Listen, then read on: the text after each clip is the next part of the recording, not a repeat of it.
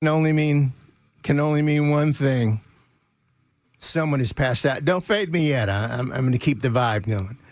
That music can only mean one thing. Someone's passed out in the parking lot. Not really.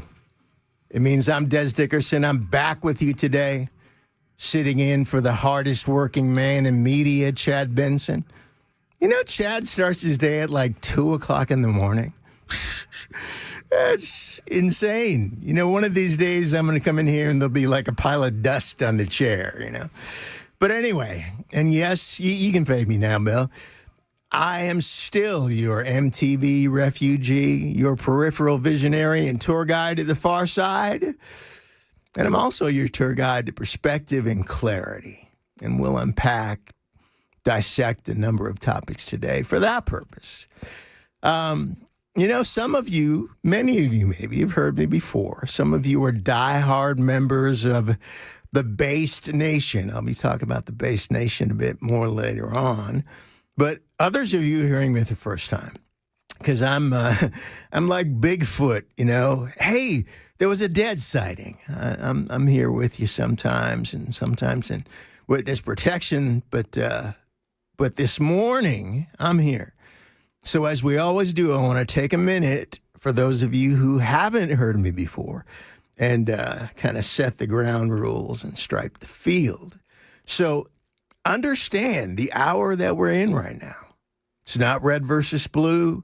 It's not right versus left. It's not conservative versus liberal anymore. We're living in the age of reality versus unreality. And it's funny, since I started talking about this, I don't know, 4 or 5 years ago, how many people have kind of latched on to that nomenclature, reality versus unreality. We've gone from different perspectives to different galaxies. It's like, you know, we got in the TARDIS and took off with Doctor Who. So now we have a fully established and entrenched cohort on the left. And we collectively we refer to it as the woke, but see, I prefer to call it the unreality cohort. The unreality cohort reserves unto itself the right to recreate reality in its own image and redefine every aspect of life, both theirs and yours. Now, George Orwell taught us that if you control the language, you control the people. The cohort wants to control the language of we the people in order to control the people. They're the tribe of it is if we say it is. But you know what? That doesn't work anymore. A funny thing happened on the way to their presumed neo-progressive woke takeover. And millions of real Americans rose to their moment, and Donald John Trump was reelected. And since then, clarity and common sense have made a comeback, and at light speed. They thought they could erase us by marginalizing and naming us, but they were wrong. And that's why I stopped calling myself a conservative a long time ago, because they mess with the language, and they label you. They demonize you. So I'm not a conservative. I'm a clear thinker. Every clear thinker adheres to conservative principles, but not every self-identified conservative is a clear thinker. So instead, I'm on a mission to separate the clear thinkers from the Kool-Aid drinkers and to make America think again. I love it. Well-oiled machine. Well, so here's the thing. We got the band back together. Bell's back there. Brother Ken is dropping science on us with the news, as he always does. So it's good. You know, even though, like I said, I'm here and then I'm not, then I'm here and then I'm not. It's always like riding a bicycle. It's always like right back to it. So, I want to do a quick tease because I'm here on a Friday for the first time in a while. And we're going to bring back Freak Out Friday. Right. Yeah, baby. In the third hour today. Sir. We're going to bring back Freak. I see Brother Ken knows what I'm talking about. He smells what I'm stepping in. And actually, it's a little known fact. I'm the guy that innovated and invented Freak Out Friday. And it was one of those fever dreams a couple of years ago. But it's a simple concept. You call in, again, third hour, you call in, and you share with us on air something that freaks you out. For some people, it's sort of obvious stuff like, spiders or snakes. But, man, we've had some crazy freak out testimonies. Now, the other thing you can do is just, share something that, some experience you've had in the past that was freaky. But what freaks you out? Or what freaky experience? Now, I'm not talking about Rick James freaky. I'm talking about, you know what I'm saying? So that's coming today. That's coming today. And real quick, before I, get as serious as a heart attack, or as they say in Boston, a hat attack, I wanted to real quick say something about Abrego Garcia. Just a quick hit. As soon as they started talking about sending him to Uganda, of course, some left-wing judge decided to block it again and whatever. But if I was Garcia, I'd tell the judge to shut up. Because if I got a chance to be deported to Uganda, dude, he could be the king of Scotland by the end of the week. You know what I'm saying? For those of you who've seen that movie, complete with, Forrest Whitaker eye. Not really. Yeah. But, why risk being incarcerated here when he could live like a king in Uganda? I mean, it'd only take like $1,500 and, he could be living large. So if I were him, I'd book the dadgum flight myself. But anyway, just a quick word about that. So I'm also going to be talking today with you from time to time about a thing called Dez Dickerson is Based. Right now, staging area is it's a Facebook page called Dez Dickerson is Based. We're slowly moving toward launching a podcast, and it should be soon, actually, called Dez Dickerson is Based. So for right now, I want to send you to the Facebook page. Like it, follow, join the based army and get ready for that. But Dez Dickerson is Based. And if when you see the logo, you'll see it's like, a wall that's been tagged with what actually says Dez Dickerson is biased. And then, the I is crossed out. So it says based. But, one of those visual things that you can't see if you're just listening on the radio. So, all right. So we're going to roll into our first segment this morning. And this is one of those things, it's a pet peeve and a top of mind thing for me. I got to keep an eye on the clock. So if need be, somebody can rattle my chain and let me know, hey, we got to go to break. Shut up. I think I got, 4 more minutes here? So I'm good. So I want to pose the question, what the heck happened to parenting? Well, and it's been, it's not new. It's been going on since the sort of shift from boomer to Gen X to millennial. But, parenting has turned into something unrecognizable. My mom was raised by a grandmother. My mom, man, her story is tragic and triumphant at the same time. Her mom was murdered when she was 4 years old. And she was raised by a grandmother that straight up crazy. Straight up DSM-5. Crazy. So my mom's childhood was hell. And she went from this abusive grandmother escaped at age 18 to move to Detroit to live with an uncle who turned out to be a pimp and wanted to put her to work. So she went from the frying pan, into the cooking oil. But my mom somehow not only survived all that to become an amazing mom, an amazing parent who disciplined according to the common sense principles of the Bible, but one of the strongest people I've ever known. Now, as a parent, she believed in consistency, obedience, parental respect, and yes, spanking. There's probably going to be a SWAT team is going to come through the ceiling because I used that word. But I got to tell you, the specter of a butt whooping from my mom, it kept me right. Kept me right. And some of you know what I'm talking about. She took immediate action in response to any legitimate behavioral infractions. And sometimes that was just looking at her sideways. She just nipped it in the bud, didn't she? She nipped it in the bud, boy.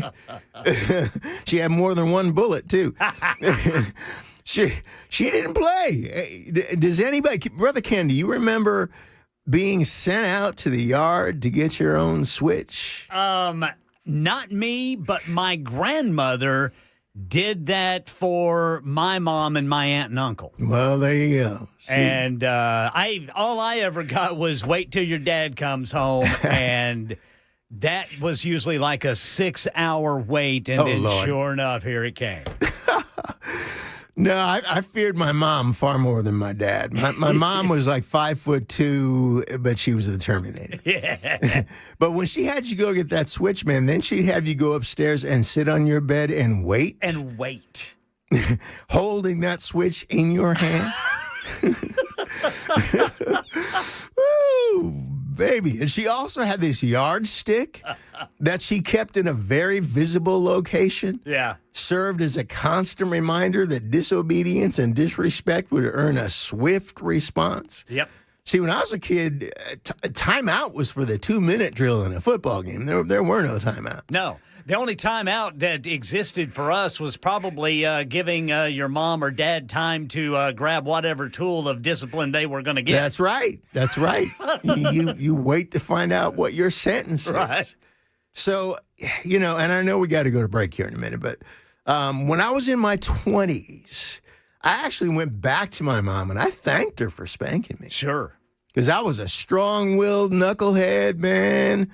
And had she not been old school, I'd be wearing an orange jumpsuit right now. And I have no doubt about that. But we'll talk about this some more when we come back from the break. We're talking about what the heck happened to parenting. Dez Dickerson with you on Super Talk 99.7. Glad to be with you today. We'll be back in a minute.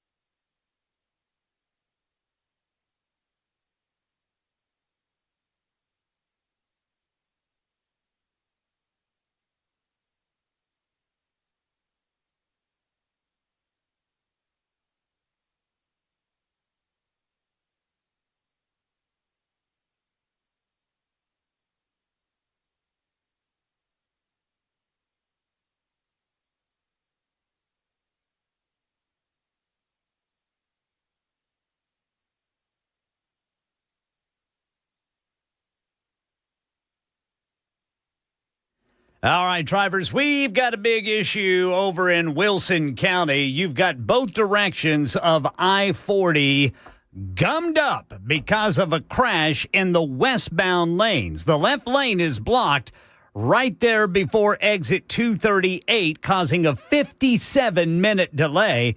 That's also affecting eastbound 40 between exits 235 and 239, where it's a 12-minute delay. Major pharmacy chains adjusting their COVID-19 vaccine policies. We'll tell you about it coming up at 12:30 on Super Talk 99.7 WTN. Oh, thank you, WTN Nation, for letting me be myself again. It's good to be back. Dez Dickerson with you. So what we're talking about, what the heck happened to parenting? Now, I just shared, kind of my background and my childhood, but fast forward, see, now I'm the father of 2 sons and a couple of stepkids. My sons are 38 and 12, the little gap in between. But see, because of the benefit that I've learned from how my mom raised me, I've always employed God's biblical parenting framework in disciplining kids because it works. If it ain't broke, don't fix it. And see, all we always did was employ a simple 5-point framework. We have a covenant with the kids. If you are disobedient, if you're disrespectful, if you're dishonest, if you're belligerent, or you have a bad attitude, our promise to you is that you earn the consequence of a spanking, swift and sure, no negotiation. And because of that, our kid, we didn't deal with terrible twos. By the time our kids were like 5, 6 years old, they were golden and they were a blessing. None of this, they get worse and worse until, you fear them when they get to their teens or their preteens, none of that. And because of it, I have a 38-year-old millennial son who's now married with a wife and 2 kids of his own. Yeah, I'm a grandpa. He's a successful man of modern business. He's been through the whole startup thing. He actually, was at Uber when they were at their peak. And he's a good man. He's just a good man, a good husband, good father. See, I also have a son who just turned 12, but he's well on his way because he was raised this way. He's a true digital creator, a game designer, visionary. He's been working in Blender and Scratch. And for those of you who know what those things are, since he was 9 years old, he's a visionary. And he's also, musician, athlete. Those things have taken the back seat to the ones and zeros, but, we're doing it again. So the successful creation of productive citizens requires the consistent embedding of discipline in children. That's how it works. Unfortunately, this tradition is rapidly fading, actually being dismantled. The modern response to disobedience is to eliminate obedience as a requirement. That's all kinds of stupid. So instead of parenting their kids, modern parents all too often just want to be liked by their kids. They want to be a buddy. And now we have all sorts of parenting terms and philosophies that, they look up on YouTube and emulate, and they're just useless crap.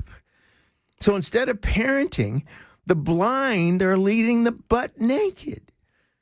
Millennials and Zoomers copy each other's approaches to parenting, and none of it works. Discipline and obedience are being replaced by willfulness and selfishness. And the experts will just make up another name and call it a disorder when the problem is that the parents don't parent. Oppositional defiance disorder? That's just a garden variety manifestation of willfulness and obedience. And I told you what my mom's cure for that was. See, what's needed is for millennials and Zoomers to sit at the feet of the boomers who succeeded where they are miserably failing as parents because they themselves are willful and stubborn. They think they and their cohort know better. But the results don't lie. Your free-range monsters are a real-time dumpster fire who will raise even worse kids when it's their turn. So again, I'm thankful to my mom for the legacy she passed on to me. And I will tell you this, if we cross paths in public, I'll correct your little demoniac in the restaurant or the grocery store if they cross me. That's what I'm talking about. What the heck happened to parenting? Dez Dickerson with you on Super Talk 99.7 WTN. Having more fun than a hog in slop. We'll be back in just a minute.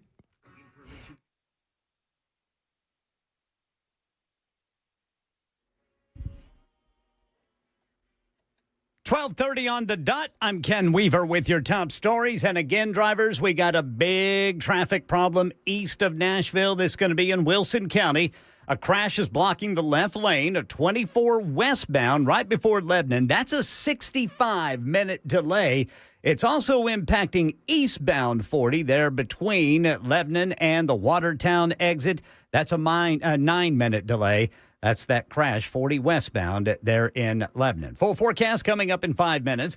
Major pharmacy chains have been adjusting their COVID-19 vaccine policies following recent federal guidance. Updated vaccines for those 65 and older and those with underlying health risks, but restricted their use for many other Americans. CVS customers now need a doctor's prescription in 14 states, including Kentucky. In the District of Columbia, Walgreens is requiring a prescription in at least 16 states. And Walmart, no publicly released list, but some Walmart customers have been reported needing a prescription you might want to check locally. Meanwhile, top officials at the CDC have resigned after the director, Susan Moneris, was fired by the White House for not aligning with President Trump's agenda. ABC's Nicole D'Antonio with more on Health and Human Services Secretary Robert F. Kennedy Jr. Kennedy will testify before a Senate committee next week. In the meantime, his top deputy, Jim O'Neill, will run the CDC. O'Neill says he supports vaccines, but not vaccine mandates. And former Vice President Kamala Harris has lost her Secret Service security detail. We get more from ABC's Karen Travers at the White House. Her office has put out a statement, not technically getting into the details of the security detail being pulled, but says, quote, that the vice president is grateful to the U.S. Secret Service for their professionalism, dedication, and unwavering commitment to safety. Yeah, former vice presidents are typically entitled to Secret Service protection for 6 months after leaving office, as established by the former Vice President Protection Act of 2008, though extensions can be granted. For instance, former Vice President Harris received a 6-month protection period after leaving office in January. That was later extended by President Biden, and that's the latest news. Weather's next. I'm Ken Weaver, WTN News.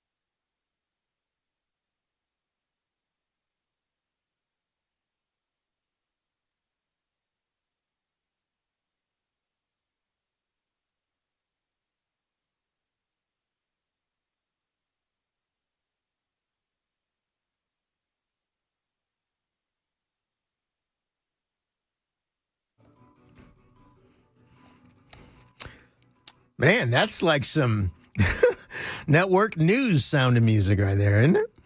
That sounds like something serious is I coming. know. And if you want something serious, you are in the wrong place. But at any rate,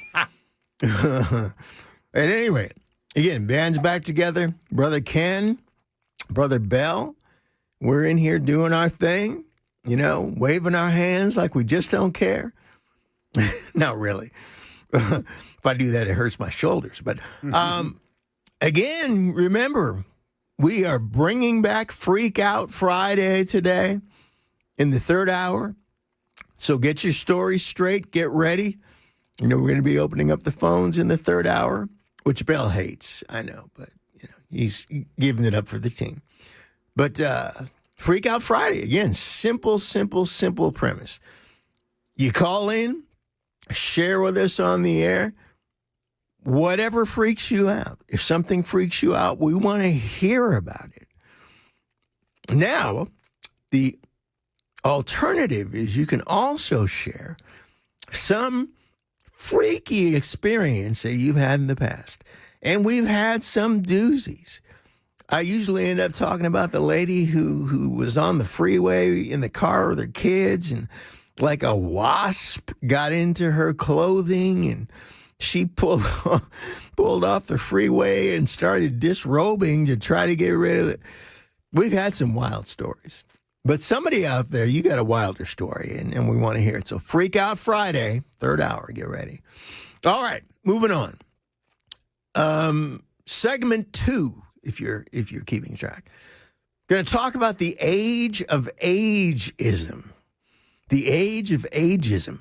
And it's a direct corollary of our first segment, the lost parenting generations. But a direct corollary of the lost parenting generations is the demise of the respect of elders. I was raised with the respect of elders. And to this day, well, if they're still alive, there are people I would never call them by their first name because you were raised to respect your elders in every way. Yes, sir. No, sir.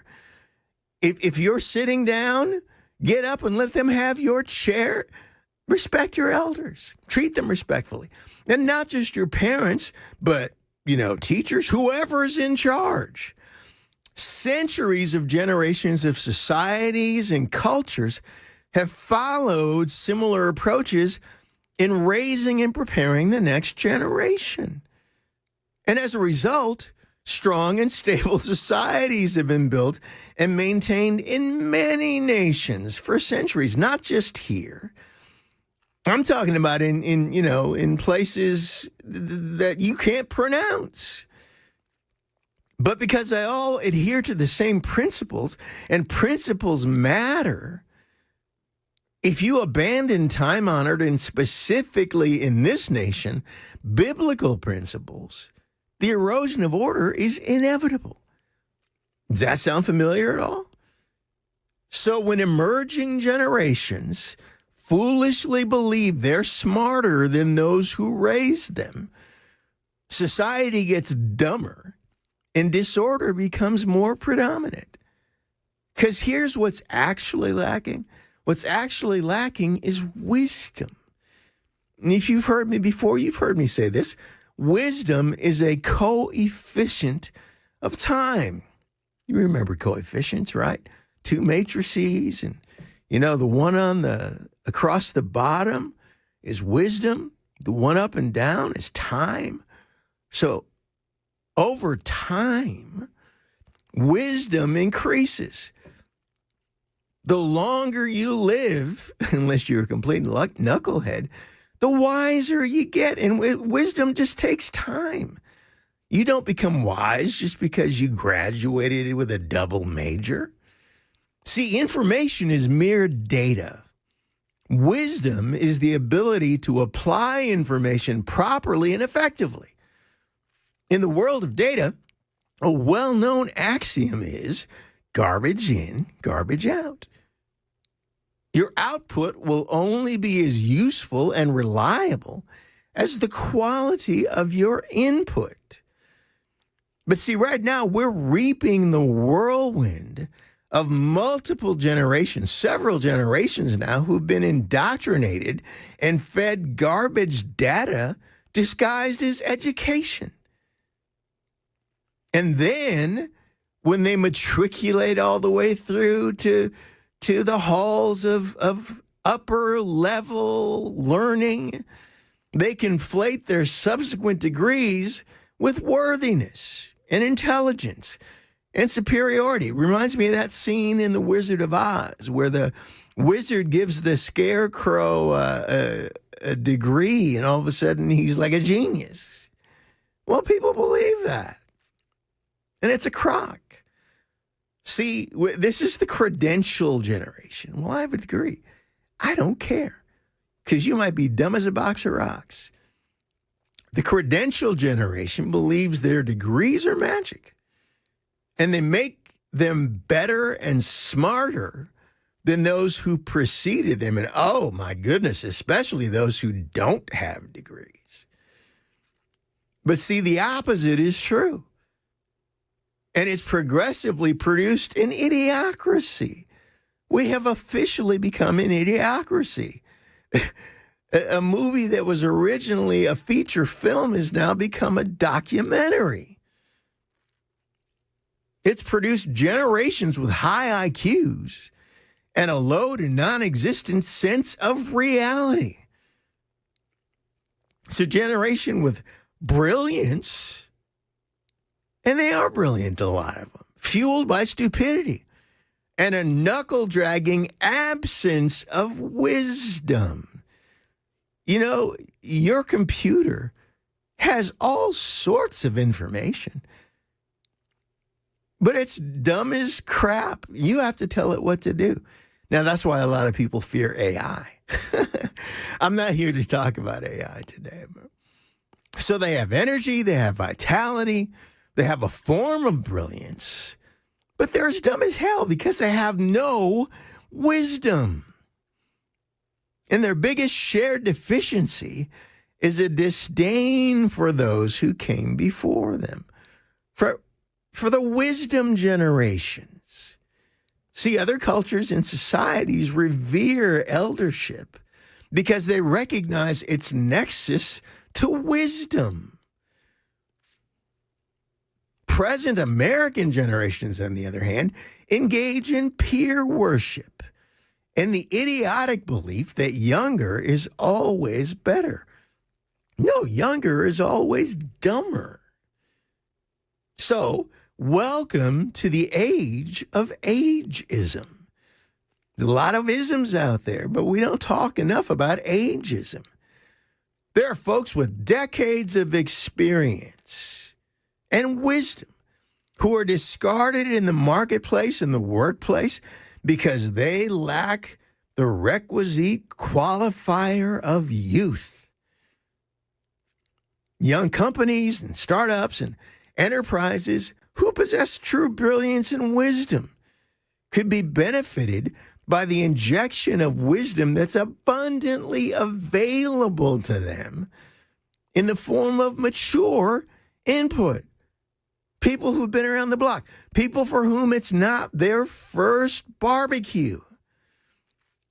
But instead, the blind lead the blind, and they rehash the same stupidity that they pass back and forth among themselves. I remember when startup culture, first kind of emerged among millennials, and there were some amazing successes. I referenced Uber before. Man, for the year or so that my son was at Uber, I would try to talk to him as often as I could, because what came out of that company, just, what was in their Kool-Aid was amazing. But the thing is, everybody started doing what everybody else does. And this whole, seed round, first round, second round, everybody started following the same pattern and playing the same game of Twister.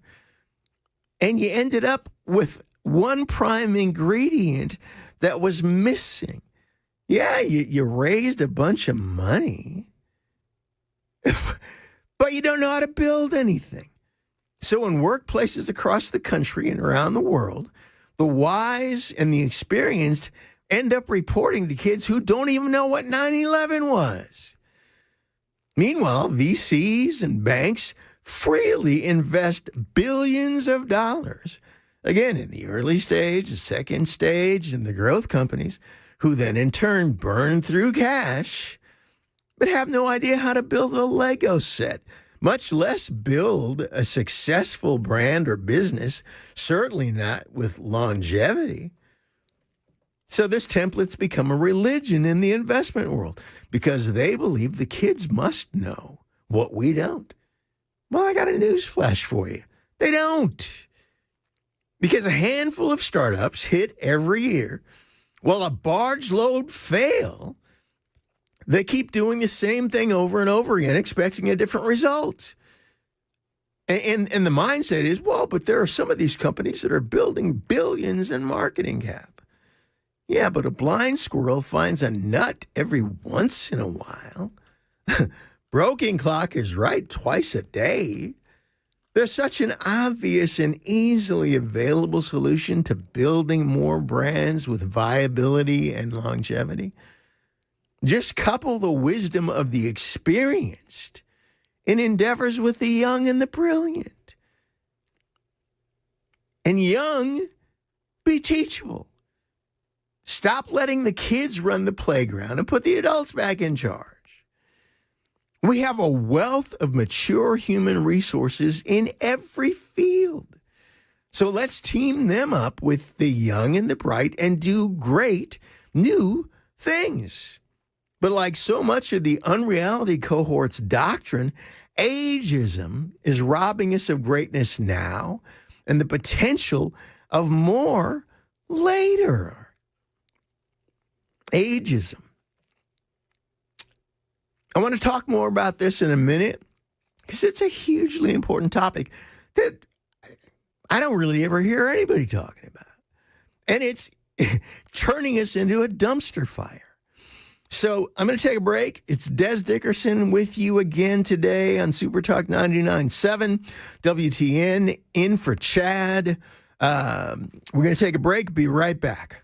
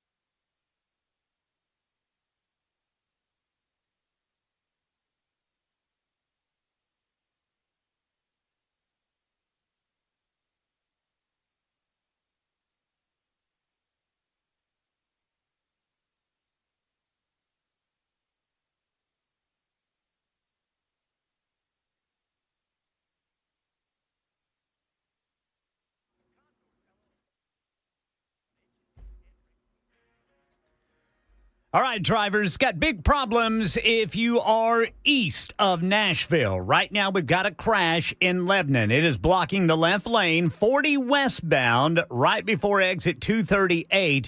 It is stop and go starting 7 miles before you get there. That's a 44-minute delay.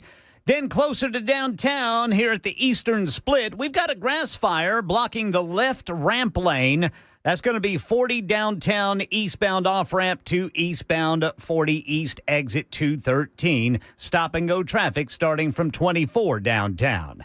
And there's even other problems getting around on this big holiday getaway in the air. We'll tell you about that and what major pharmacy chains have done with the COVID-19 vaccine updates. Coming up at 1 on Super Talk 99.7 WTN. Now, if you're going to be, crank that up for a second, Bill. Yeah.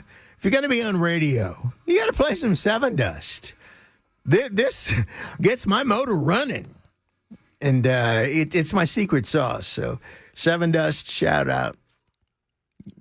So here's the thing: we're talking about ageism. My parental grandfather, Grandpa Henry, was one of the wisest people that I have ever known in my life.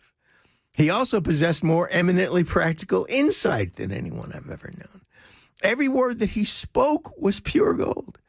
He spoke freely and often of what his life and experiences taught him. Now, it's funny because my dad got tired of hearing it because he heard it all the time he was growing up. By the time I came around, I was like, this is amazing.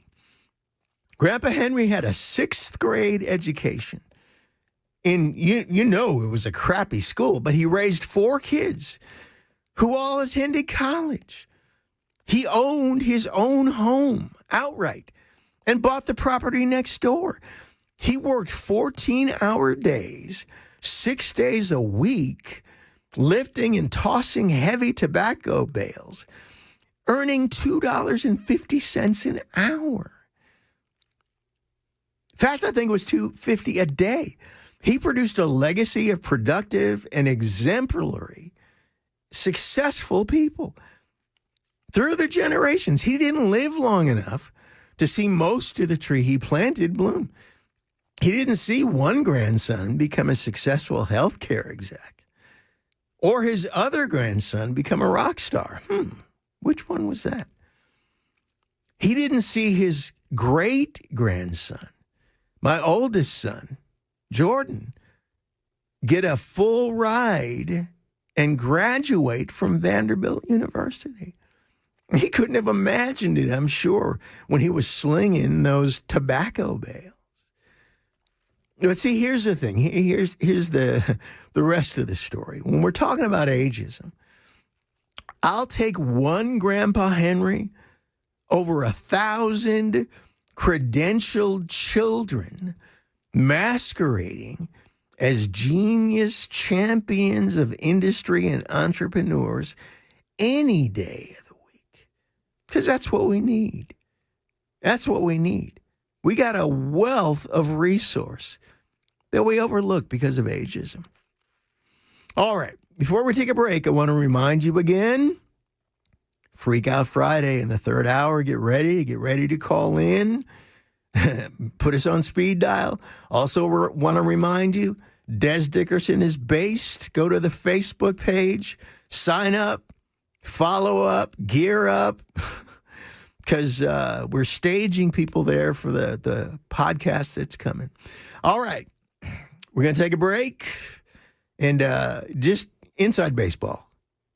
Oh, okay. Well, I can keep talking. That's actually something I do well. But I'm going to give you some inside baseball. The break at the top of the hour, because, it's like astronauts. People wonder, well, when do they pee? Inside baseball and radio, at the top of the hour is when you run out and you use the bathroom. So that's what I'm finna do right now. Dez Dickerson with you. Super Talk 99.7 WTN. We got a lot more. Don't go away.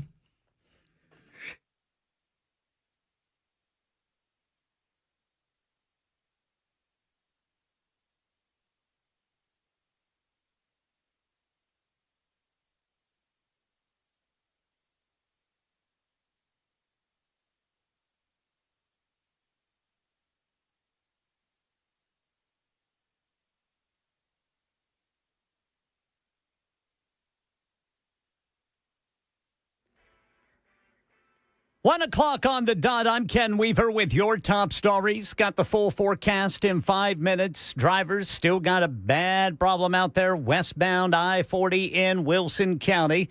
It's a 29-minute delay due to the left lane being blocked by a crash there before exit 238. And over here at the Eastern Split, the left ramp lane is blocked 40 downtown eastbound to continue there at exit 213.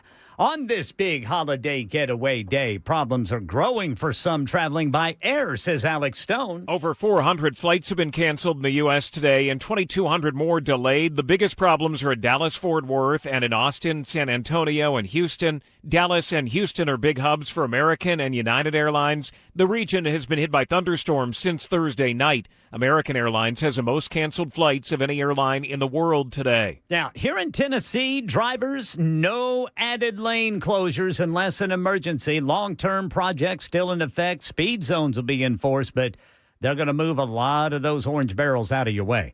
Major pharmacy chains have shifted their COVID-19 vaccine policies under new federal guidelines. Like CVS is now requiring a prescription in 14 states and Washington, D.C., including Kentucky.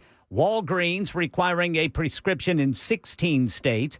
No public list has detailed Walmart's policy, but the chain's customers in some states have said they face new requirements. You might want to check locally. And Speaker Mike Johnson has weighed in on the mass walkouts at the CDC to protest the firing of Director Susan Monera, saying he has full confidence in Secretary Robert F. Kennedy Jr., but not commenting on how the firing and walkouts might affect access to vaccines. We'll have to see how all that sorts out. The CDC plays an important role in the government and in our society, and we want it to be strong, and we want it to be restored to its original intent. The Secretary's made a good point that the existing leadership was not doing that. Well, the Trump administration's already tapped a replacement for the director of CDC, Jim O'Neill, the man named as interim director, served in the Department of Health and Human Services during President George W. Bush. He also worked for tech billionaire Peter Thiel. And in our nation's capital, President Trump on Thursday revoked Secret Service protection for former Vice President Kamala Harris starting in September. That's according to a copy of a memo sent to the Secretary of Homeland Security, reviewed by ABC News, that authorizes DHS to discontinue security-related procedures for Harris. Former President Biden extended Harris's protective detail an additional year on top of the 6 months she's required by law to have a Secret Service detail as the former vice president. That's according to multiple officials. Karen Travers, ABC News, the White House. That's the latest news. Weather's next. I'm Ken Weaver, WTN News.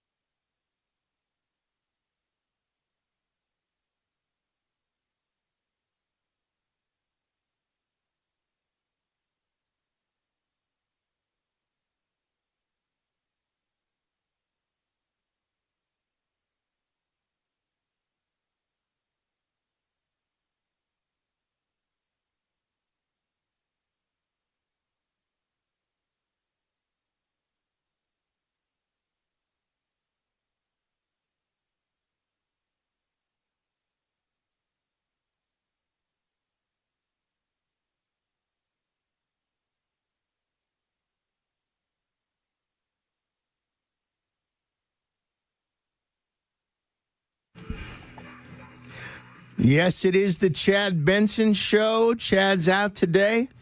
Oh, there we go. Hang on. I got to listen to this.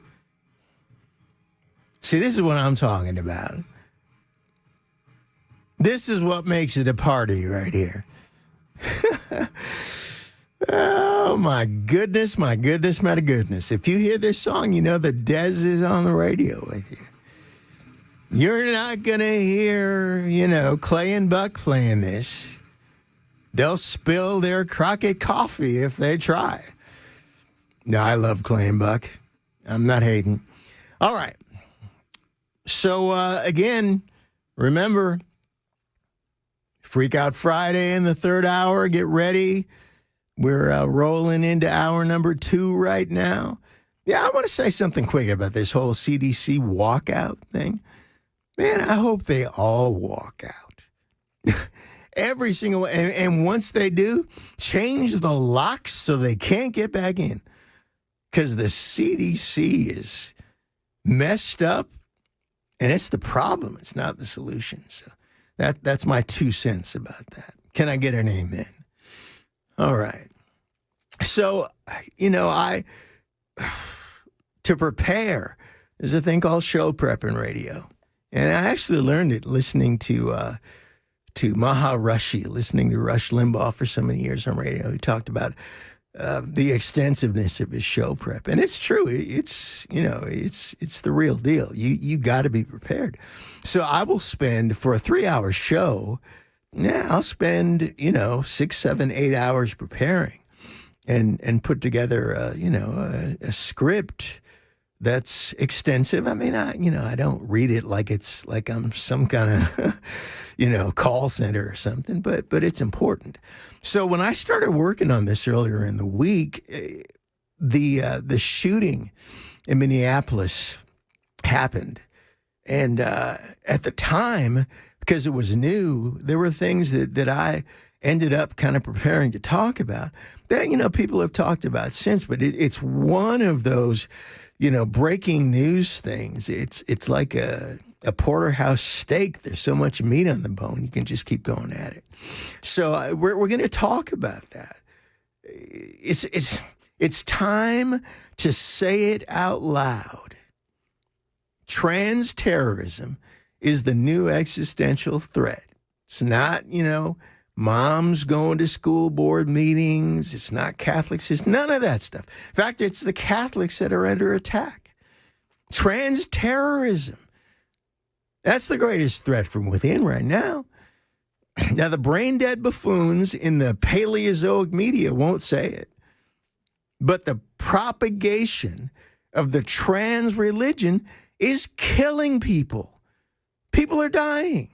And I'm not talking about the trans kids that they told us we were sentencing to sure suicide if we didn't give them gender-affirming care. But I'm talking about the Christian school kids being gunned down by armed trans psychotics. I'm talking about the demented, gender dysphoria-riddled, insane people whose psychopathy is nurtured, encouraged, and applauded by the cohort that are fed by the schools and the media, both social and traditional, and being convinced of their entitlement. They're entitled to, be what they think they are. See, clear thinkers are not the problem. If you watch CNN, if you watch ABC and NBC, period, see, they're going to say that you're the problem. Clear thinkers are the problem. But no, the media, academia, and the medical maniacs who insist you support their insanity, they're the problem. That's the problem. They're the villains. See, we were told that if we did not support and participate in the cohort's gender agenda, that we'd be responsible for millions of trans kids taking their own lives. Nonsense. No, the threat is trans kids increasingly killing your kids, our grandkids, our kids. The idea that you can Cuisinart already unstable people's minds with dissociative ideologies and affirm the madness further in academia and healthcare, media, entertainment, and politics, that you can mutilate their bodies and pump them full of a cocktail of antipsychotics and hormones and not create monsters. That's insane. So these woke constituencies are responsible for the weaponization of evil in the form of trans-twisted human hosts like vampires. The Covenant and the Minneapolis trans murderers are only the most notorious and widely known. The actual known number is 56. There are, and counting, there are at least 56 trans murderers and counting already. It's increased 93% in the last 4 years. Wait, what happened in the last 4 years? Oh, yeah, the emergence of the whole trans agenda. Now, the brain-dead buffoons, the talking heads, they're not going to tell you that. They're going to continue to parrot the narrative that what we all need to do is get on board with gender-affirming care and mutilations, more mutilations. So as a result, good people have been cowed into silence by the cacophony of lies propagated by the cohort.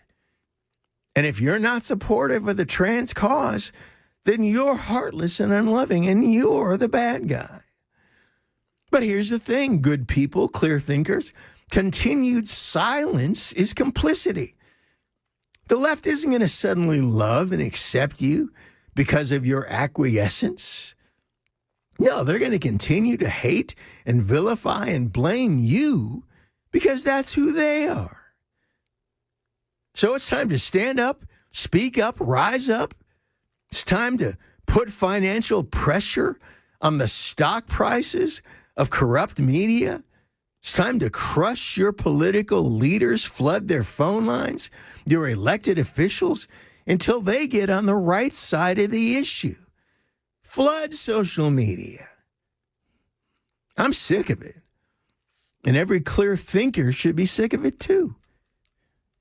So, lest anyone get this twisted, let me tell you what I'm not saying. This isn't about hating trans people. It's actually about loving them enough to tell them the truth and to prioritize sanity over ideology. Clear thinkers are the actual compassionate ones because we emphasize reality and teach others to do the same. The false narrative is, well, we'll just affirm the gender confused and confuse them more. And it will reflect how wonderful we are. Let's signal some more virtue with this thing. But if we're going to actually help the confused, the mentally ill, and frankly, straight up identify the evil, then we need to love them enough to tell them the truth. The left's dissociative lies are the stuff of unreality. Clear thinkers aren't the problem, they're the solution. If people would have loved the trans murderers enough to nurture them in the truth, the shooters and the kids they murdered would all still be alive. So, we need to fight trans religion like we fought the Nazis in World War II, like we would fight Hamas if they were in our own backyard, like we would fight the zombies on The Walking Dead. Because trans religion is killing people, and we need to end it. Now, I'm going to read some of an article, and I think I can fit it in here before we arrive at time for the break. Well, I got a problem with, I got ED with my with my mouth. There we go. Okay, so this is from a blog called Scallywag and Vagabond. I've never heard of it before, but I came across it because here's the deal. You know, I tried Googling. I made the mistake. I usually don't use Google because it's a trash search engine. It's a propaganda machine masquerading as a search engine. So I'm telling you right now, if you go on Google or any of the other usual suspects and you try to put in some search terms and find some good and accurate information on this particular tragedy in Minneapolis or anything else where what you require is sound information, you're not going to find it. And, you know, there are other search engines, and you need to find one that actually gives good and honest results. You know, it was almost just for grins that I went on Google with this thing because I was 10 pages into search results and still didn't find anything. I had to go directly to sources like, you know, the New York Post and the Blaze and others, because all that came up was not only biased information, not only, you know, guns are bad, you know, thoughts and prayers aren't going to do us any good stuff.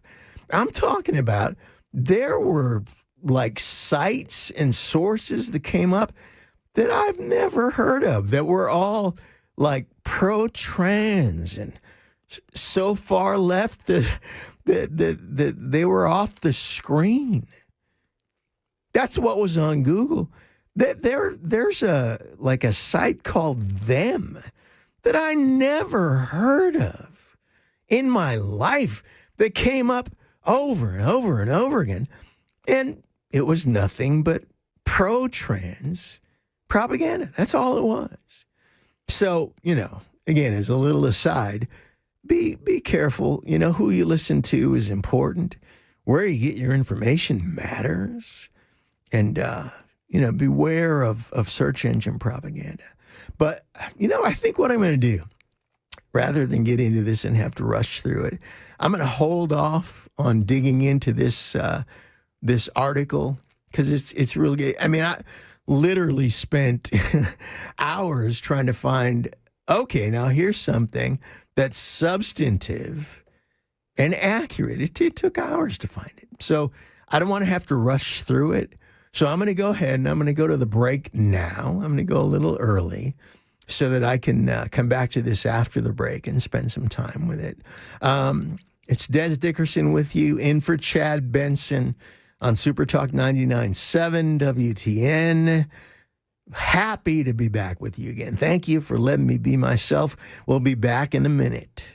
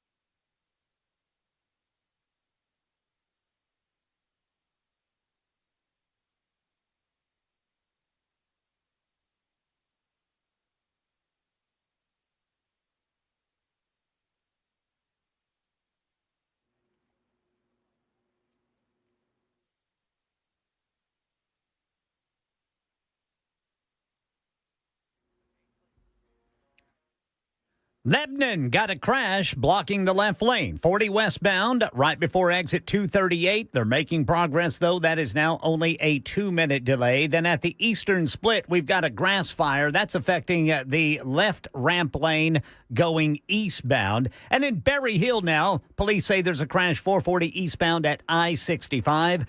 New COVID vaccine guidelines. We'll tell you about the impact coming up at 1:30 on Super Talk 99.7 WTN. Oh, crank that up, Bill. Crank that up.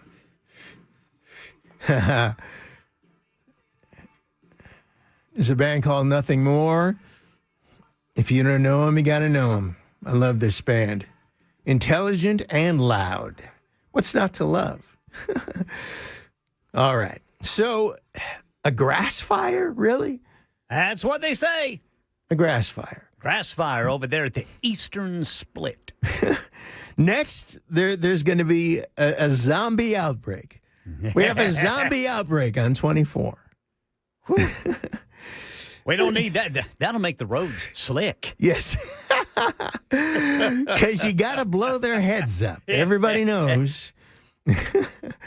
Now, sometimes it's like, well, I'm glad I'm in here. Yeah. Safe and sound. But at any rate, thank you, Brother Ken, as always, keeping us informed. Sometimes scaring the crap out of us, but keeping us informed. So, we're talking about, it's time to say it out loud. It's time to say it out loud. Trans terrorism is the new and actual existential threat.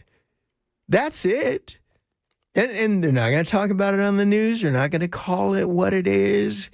It's been several days now. Have you heard anybody on ABC and NBC yet talk about what it really is? Old Jen, pass me the sake, got on air. They hadn't even driven the kids to the morgue yet. And she's on her hobby horse, about the guns, and she's on her hobby horse about, how it's past time for thoughts and prayers. And let me say this, the Christian hatred is fully out of the closet now. Christian hatred. And it's what has fueled almost all of the trans murders and the trans attacks. It's an open hatred of Christians and Christianity. And I'm going to be getting into it in a minute. And again, I'm probably going to stretch this out until past the next break again, just so I can dig into this article. But, this kid who perpetrated this latest atrocity, his hatred of Christianity was like virulent and open. He had things etched into and written on, bullets and firearms. I mean, I guess he had some explosives prepared too that he didn't get a chance to utilize. But I mean, like the Covenant shooter, it was the fatal cocktail of trans psychosis and Christian hatred that fueled it. It's not a coincidence that both of them were, former Christian school attendees, specifically with the latest Catholic school. And I'm not hating on Catholics. Don't hear what I'm not saying. But again, they're not going to talk about this in any mainstream or quasi-mainstream media outlet. They're just not, because they have to stick with the narrative. They have to stick with the party line. They have to keep somehow finding a way to loop it back and blame it on MAGA and Donald Trump, because that's who they are. That's their psychosis. That's their sociopathy. So again, clear thinkers, I say it all the time. I'm going to say it again. You know, Jesus said, be careful what you hear, be careful how you hear. What and who you listen to is important, because we can say all we want. Well, I know the truth. Well, and I know you do.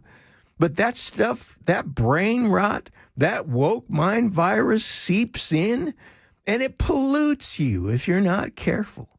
So understand this latest new atrocity, this latest shooting, it's nothing new. And we need to recognize that if we don't stand up and fight, not only is it going to keep happening, but it's going to get worse.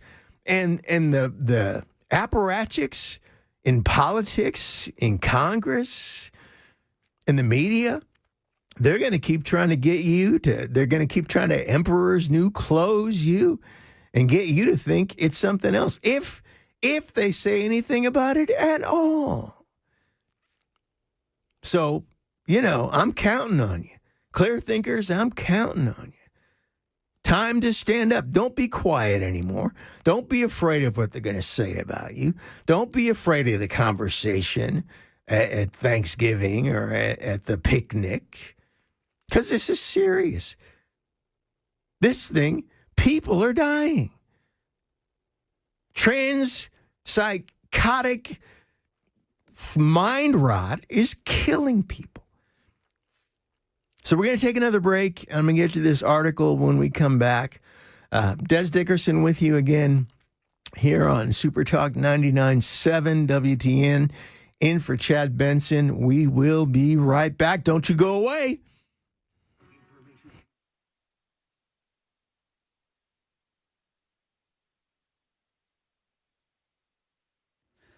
I'm Ken Weaver with your top stories. Again, drivers there east of Nashville, it looks like things have been cleared there on 40 westbound where there was a crash in Lebanon.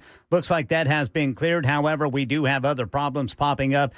Just had an injury crash pop up in Goodlettsville, Gallatin Pike North, just east of Conference Drive. And then in Berry Hill, got a crash, 440 eastbound right there at I-65.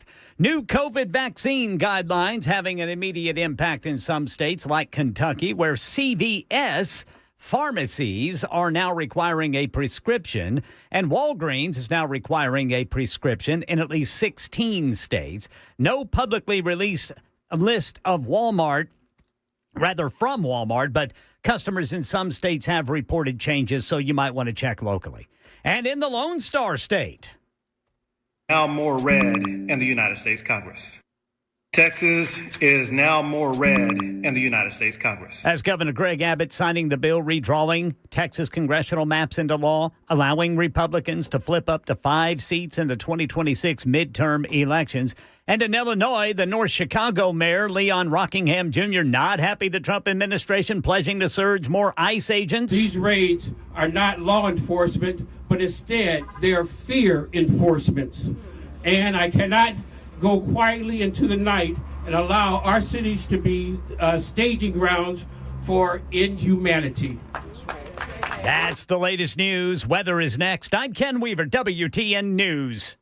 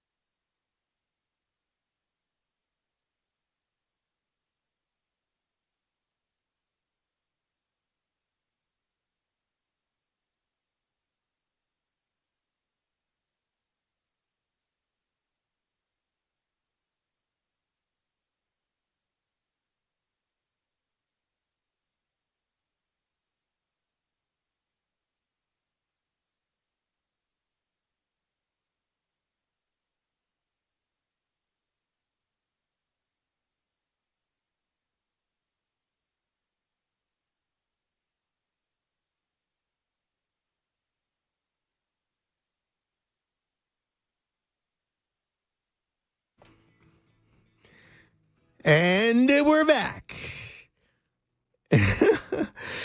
Oh, man. I'm having a good time today. I don't know about you, but I'm enjoying myself. So, before we get back into, yes, I am finally going to get to share this article with you.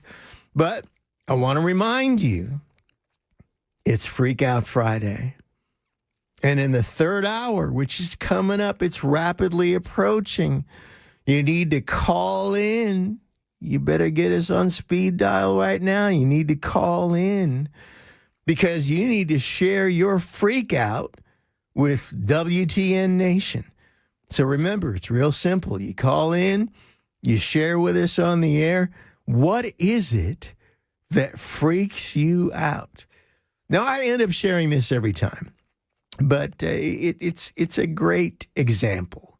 It's a great object lesson and a good freak out.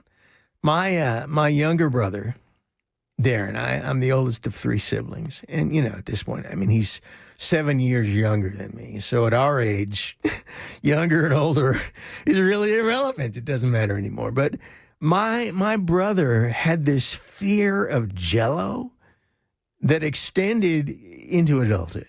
Started when he was a kid. So being the tormentor in chief that I was, anytime we had Jell-O, especially like, Thanksgiving and Christmas, my mom would make that salad, that green Jell-O salad. You know what I'm talking about. So I'd fill up a plate of it. I'd sneak up on him and I'd put it in front of his face and shake it.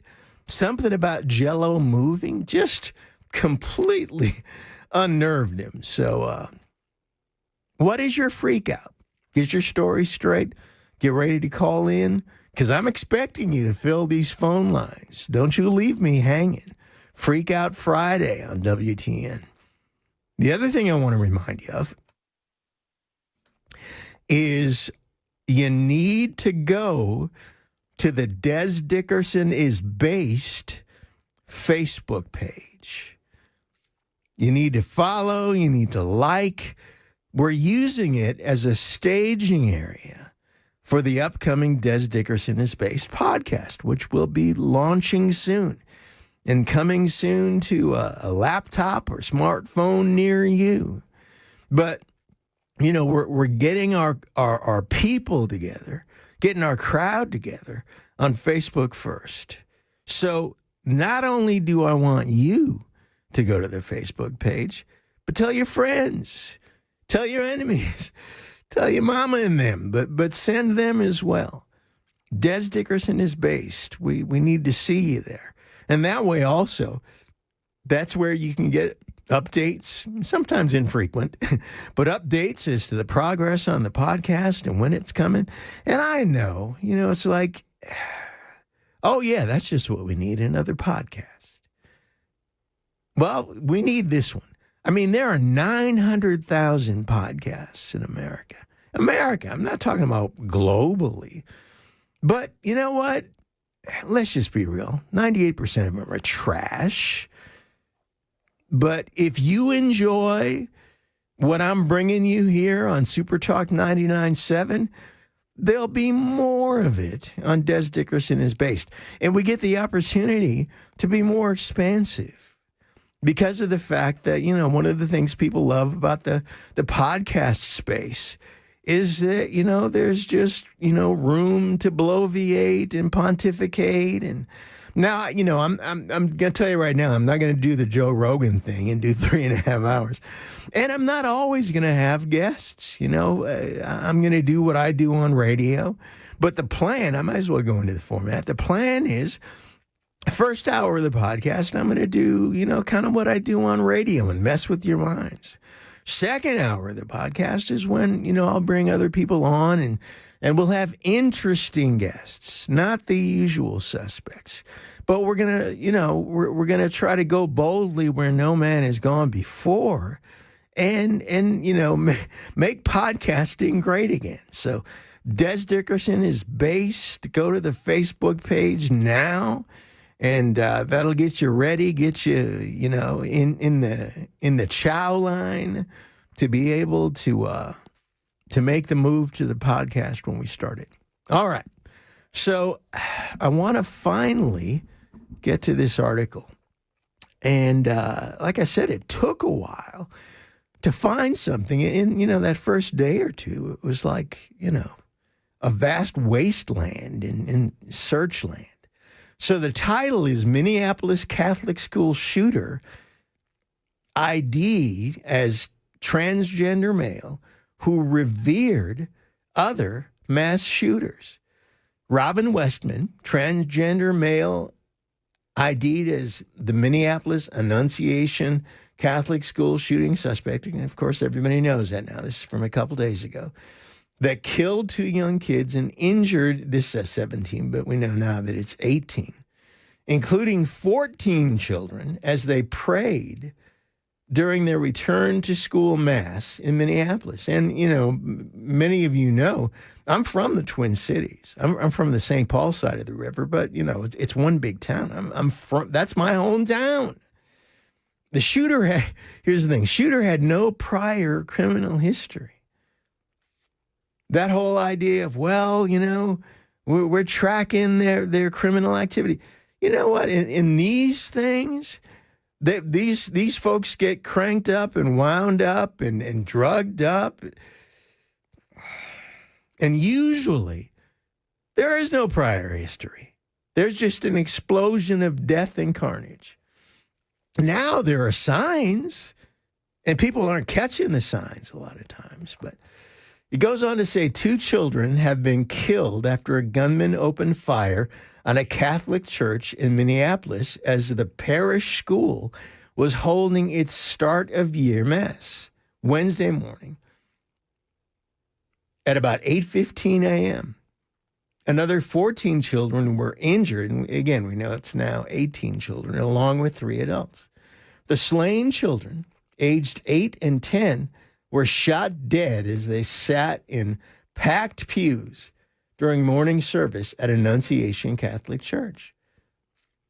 Now, the Annunciation shooter, I'm getting ahead of myself a little bit, but he confessed being tired of being trans and having brainwashed himself. So this is just, one little soundbite of the insanity.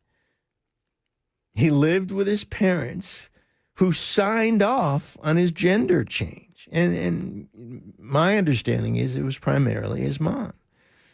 The shooter, again, Robin Westman, 23 years old, a biological male transgender living as a woman who was formerly known as Robert, so it's the mass murderer formerly known as, was dressed in all black and armed with a rifle, a shotgun, and a pistol.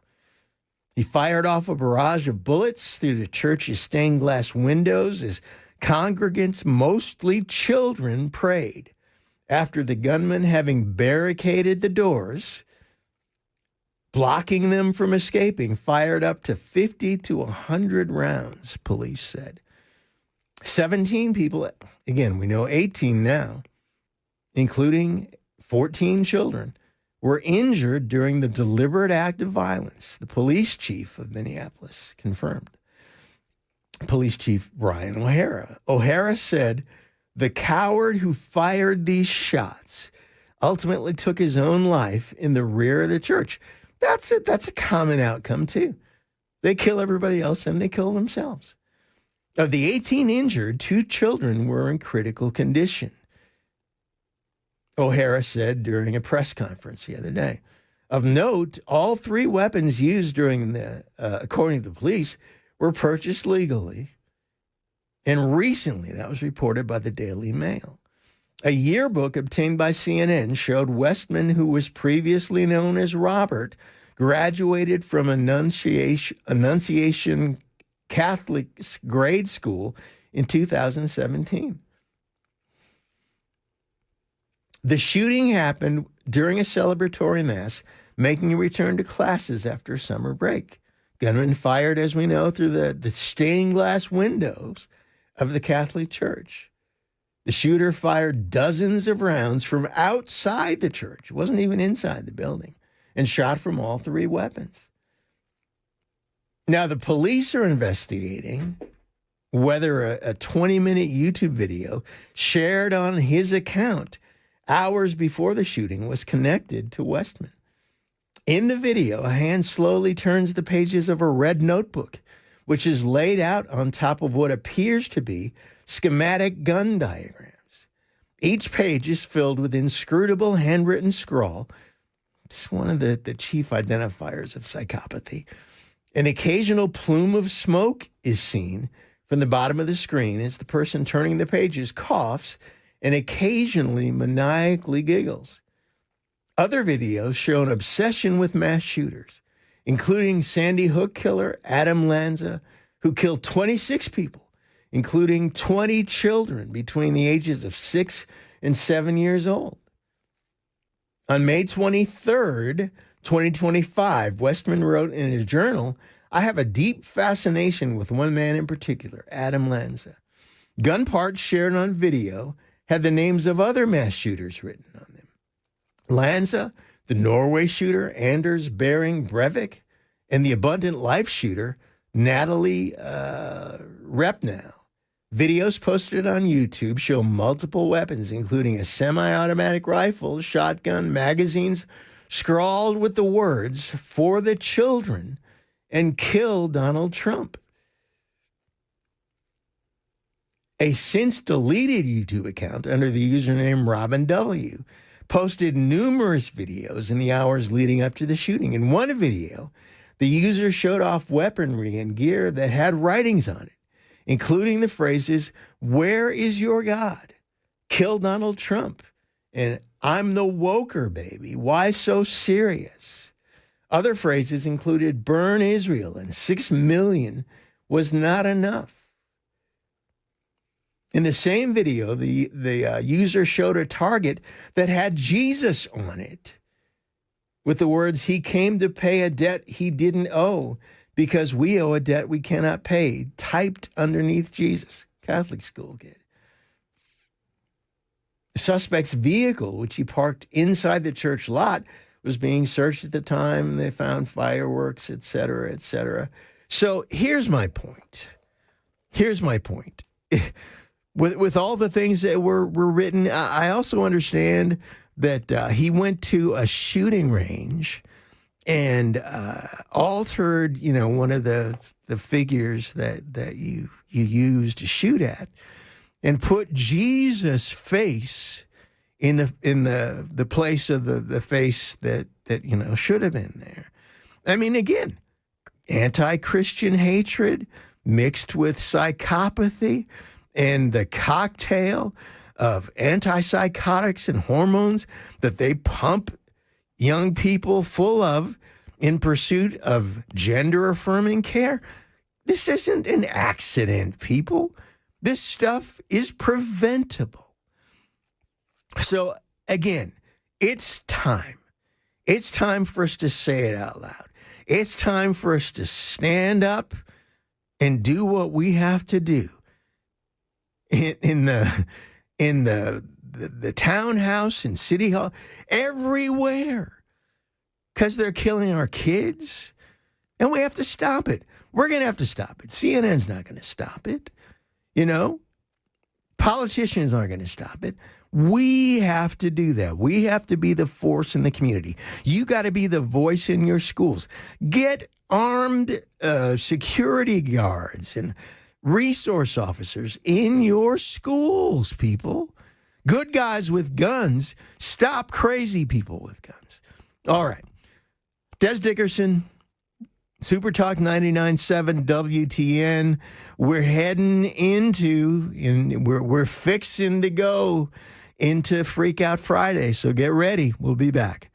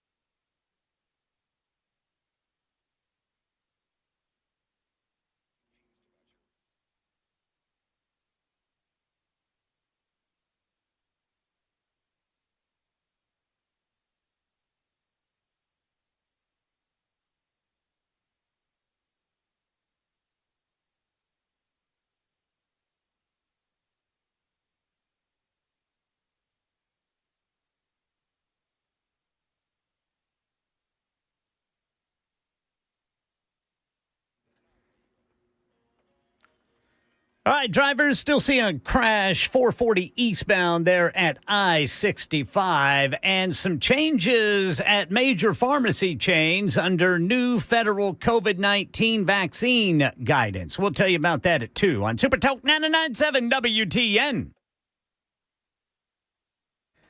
Now, you know you got to turn that up. Corn, ladies and gentlemen. Yeah. Now, see, I've had like 2, neck fusion surgeries. So my head banging days are over. I have to bob my whole upper body. Yeah, I was getting ready to say, you better be careful there, Brother Dez. Yeah, I can't do that. But if you can hear that song and your head stays still, something is not right. Something's just not right. I'm just saying. So here's what we're going to do. We got a couple minutes before the top of the hour. Brother Ken and I were talking a little bit before I went on air about football. Because it's that time of year. And football for me, it's family, Jesus, and football. That's it. That's it. That's where I'm coming from. So we were talking a bit. He was asking me, what I thought about the prospects of my team, the Minnesota Vikings. Skull. So here's the thing, and I've been saying this since the draft last year. I don't trust J.J. McCarthy. I just, he was on a national championship team, and he's a leader. All he did was hand the ball off. He threw the ball like 8 times. I watch, as I've said before, I watched the combine and all of that stuff. He looked like trash, in my opinion. So, the story out of camp, which is going to be is, he's looking great and he's going to be great. And, we'll see. I just hope he's serviceable because everything right now kind of hinges on, is J.J. McCarthy live or Memorex? And the rest of the team, they finally fixed the O-line. They've done some things to shore up, get some youth, some more prime beef on the defensive line. We're thin at cornerback. I'm concerned about that. The team, Kevin O'Connell is a genius offensively. Offense will be fine, especially after we get, what's my man's name back? The kid from USC. Especially after we get him back, we got Justin Jefferson. We'll be fine. The issue is going to be J.J. McCarthy. That's all I got to say. I know, Titans, you're excited about, the new quarterback, and we'll see. As far as I'm concerned, every rookie quarterback is a work in progress. And until we get to the end of year 2, we'll see. We don't know. But at any rate, Super Talk 99.7 WTN, we're coming up on Freak Out Friday. And you better call in. I'm not going to have any slacking today. You got to call in. You got to participate in Freak Out Friday.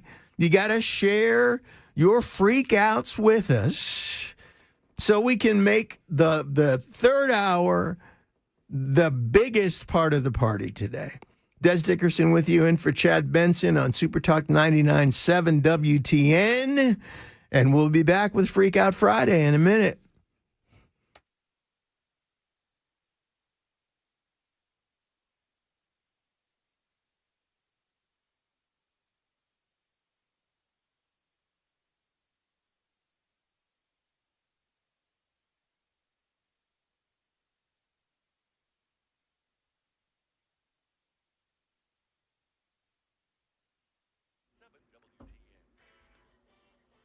Two o'clock on the dot. I'm Ken Weaver with your top stories. Got the full forecast in 5 minutes. And if you're heading out for your Labor Day holiday destination, I can tell you there's a crash in the way. 440 eastbound right there at I-65. Following new federal guidance, major pharmacy chains are shifting their COVID-19 vaccine policies. CVS now requiring a prescription in 14 states and Washington, D.C. That includes Kentucky, while Walgreens is requiring a prescription in 16 states. We don't have a public list detailing Walmart's policy, but the chain's customers in some states say they have faced some new requirements, so you might want to check locally. Health and Human Services Secretary Robert F. Kennedy Jr. is going to testify before a Senate committee next week after this week's firing of CDC Director Susan Moneris. Yesterday, employees staged a walkout accusing Kennedy of not following the science on vaccines. Now, in a letter to CDC staffers last night, Kennedy tried to lower tensions, saying, quote, "I want you to hear directly from me. The mission remains strong, and so does my full confidence in you. Your daily efforts, often unseen, save lives. Reform does not diminish your work. It strengthens it." And Kennedy says the CDC is corrupt and, quote, needs fixing, claiming the agency did not always follow science during the pandemic. Chicago could be the next showdown over deportation policies of the Trump administration. Here's Sherry Preston. Multiple law enforcement sources tell ABC News that expanded operations, much like the ones recently carried out in Los Angeles, could be repeated in Chicago, possibly as soon as next week. The administration is said to be preparing to increase the footprint of law enforcement in the city, with senior DHS officials reaching out to Naval Station Great Lakes, asking for use of its facilities and logistical needs. Illinois Governor J.D. Pritzker and Chicago Mayor Brandon Johnson have both said the stepped-up enforcement is not welcome in the city. Sherry Preston, ABC News. And President Trump revoking Secret Service protection for former Vice President Kamala Harris. A senior White House official tells ABC that vice presidents typically only have a detail for 6 months after they leave office. But former President Biden extended Vice President Harris's protective detail an additional year on top of the 6 months she's required by law to have Secret Service protection. This is just the latest protection detail that President Trump has canceled early. In March, he canceled former Secretary of Homeland Security Alejandro Mayorkas's detail, as well as the details of President Biden's children, former Trump National Security Advisor John Bolton, and former Secretary of State Mike Pompeo. Karen Travers, ABC News, the White House. That's the latest news. Weather is next. I'm Ken Weaver, WTN News.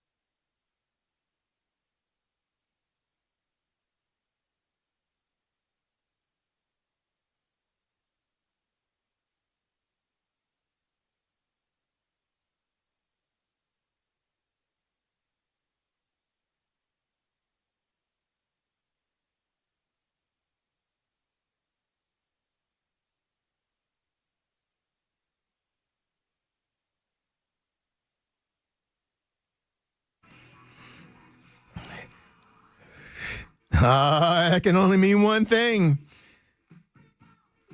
Freak Out Friday, y'all. It's back. And you need to get ready to freak out and freak the rest of us right out along with you. Now, I realized in the break that, well, two things. Number one, when I'm on, I rarely take calls. I mean, depending on the topics and whatever, and definitely, we do Freak Out Friday. It's all about the calls. But I don't take calls that often. And Chad, he never takes calls. So I know, we're kind of swimming upstream and going against tendency. But, every time we have done this, folks have answered the call, no pun intended, and called in. Now, the other thing I realized is that I did what I have done so many times. I have failed to once share the call-in number. Not once. Oops. No, oops, exactly. So 615-737-9986. And let me tell you this. There have been times when I'm like in the car listening, and I'm like, why have I not put that number in my phone? Because there are so many times when, whoever's on, the guys are on, Chad's on, Matt's on, whatever, and there's something that's like, well, I need to speak up here. And I'm fumbling, trying not to break the law, driving and doing something on my phone. But the bottom line is, and I know a lot of you probably have this like number tattooed on your forearm or something, but 615-737-9986, Freak Out Friday. It's time to call in. So, again, I'm going to share with you the simple ground rules of Freak Out Friday. Call in. That's the first step. Share with us, on air, what freaks you out. And it can be anything. Some people are freaked out by simple, seemingly innocuous things. Some people are freaked out by some pretty significant things. And, frankly, some people are freaked out by really bizarre things. But whatever the case might be, that's what this time is for you to speak up and be heard and let us know what your freak out is. Now, I shared with you in the last hour, the example that I always use whenever we have Freak Out Friday, and that's, my brother, my youngest brother, and Jell-O. Jell-O freaks my brother out. So I don't do it anymore, but I used to, and you know what? I may do it this year. I don't know. I may do it, but I would sneak up on him with, a plate of Jell-O and shake it in his face out of nowhere. And he just freaks out. He loses his mind. So, okay, we got our first caller, and it's like, I used to still do from time to time, a fair amount of speaking and, keynote, that kind of thing. And whenever you get to, the question and answer at the end, always takes that first person to break the ice. Then the floodgates open and everybody joins in. But we got our first caller. And if I could give you a gold star, I would. Now, here's the thing. Who we got with us? Because I can't see the phone. I got to move the phone. Taylor's with us. Taylor, come on board. How you doing? Hey, I'm good. How are you? I'm good. Your phone's breaking up a little bit, but we'll get through it. So, Taylor, tell us what freaks you out. I'm telling you, these little Chinese mosquitoes kind of freak me out. The idea of them freaks me out. I can see that. I mean, there's concern over that. Like the whole Bill Gates seeing mosquito thing, like this takes that to a whole nother level. Well, and it's another threat from China, as if we haven't learned our lesson yet. Right? When will we, right? So what's the scoop with these mosquitoes again? I remember hearing something the other day, and why they're a particular threat. But what's the scoop with them again? I don't honestly. I just heard it earlier on this same station. But I don't know what the deal behind it is. I just know that, what good can come of little electronic mosquitoes all over the world, right? Yeah. Well, and that's such a time-worn sci-fi premise, right? Little mechanic. It's like an X-Files episode. Totally.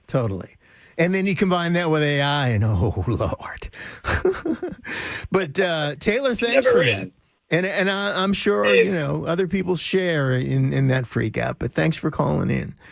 We got James in, now see, I'm from Minnesota, so we would have said Lebanon up there, but, I've been in Tennessee for 34 years, and I know it's Lebanon. So we got James calling from Lebanon. With this, what's your freak out?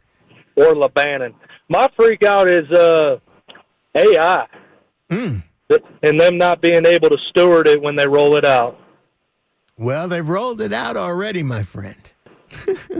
Yes, sir. It's out. That cat's out the bag. But yeah, so what's your greatest concern or fear about AI? The manipulation of our elections. They managed to do that without AI, though. Absolutely. But they could really lock the corruption down in that regard with AI, I fear. We do a pretty good job pushing back right now. But with AI, it may be harder to push back. The other side of that coin is the markets. Now, that's a big one.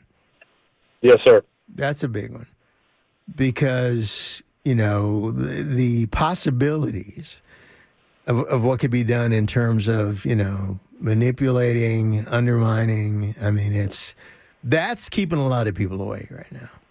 That's keeping a lot of people awake. So, you're not concerned about, the I'll be back, Arnold Schwarzenegger, AI just deciding to rise up and take over. That doesn't concern you at all? In regards of messing with our infrastructure, the chlorination of our water, things like that, sure, but large robots trying to get into gunfights with us, that doesn't concern me as much. See, I'm not concerned about the robots. It's the network capability, because we have already had incidents, and to their credit, they self-reported.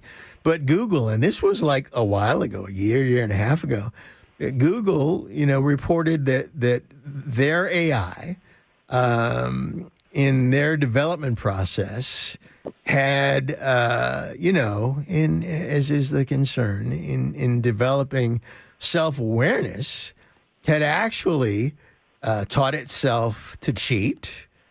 It had taught itself to lie. And it's the ability, because it's progressing at such a rapid rate. I don't remember all the acronyms, but it's gone well beyond AI to AFI. We're like AGI. We're like 4 or 5 iterations in. So it's the potential of self-aware AI with network access being able to do whatever in only conferring with itself to do whatever. So for me, that's ultimately the bigger concern. Now, I know people are working on it, but that's my concern. Well, James, thank you for sharing that with us. And that's a widely shared freak out, no doubt. And we appreciate the call. We got Chris in my neck of the woods, Columbia. I've lived in Columbia for almost 3 years now. Chris, what do you got for us? I just moved to Columbia. Oh, wow. What part of town? I'm over close. I'm living in Graymere Apartments. Oh, cool. Yeah, we, when was it? 2.5 years ago, coming up on 3. We weren't intending, we actually started out looking for a place and actually, trying to buy a place that was more kind of out in the country a little bit. And, the deal took forever, kept bogging down. In the meantime, we thought, what? We'll just find a place and we'll just move. We'll just put a stake in the ground. And so what we ended up doing was something that I never expected to do in a million years. And we found a house, an old house, classic house, actually historic house, like right in, like a half block from, Garden and whatever. I mean, we're right downtown. Oh, wow. And as it turns out, I mean, I love it. It's got, one of those Lord of the Rings staircases that, Yeah, But beautiful. yeah. So, I'm digging it. I mean, there are some things, sometimes I affectionately call Columbia broke downtown, the town that needs a coat of paint, but we're getting there. We're getting there. So, Chris, what is your freak out? What do you got for us? These little computer chips and stuff they're talking about putting in your wrist that has the medical information.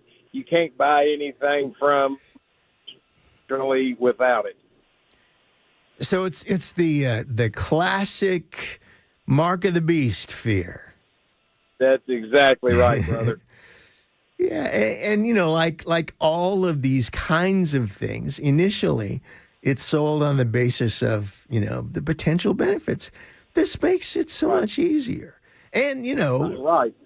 There are, obviously, that's always the way it is.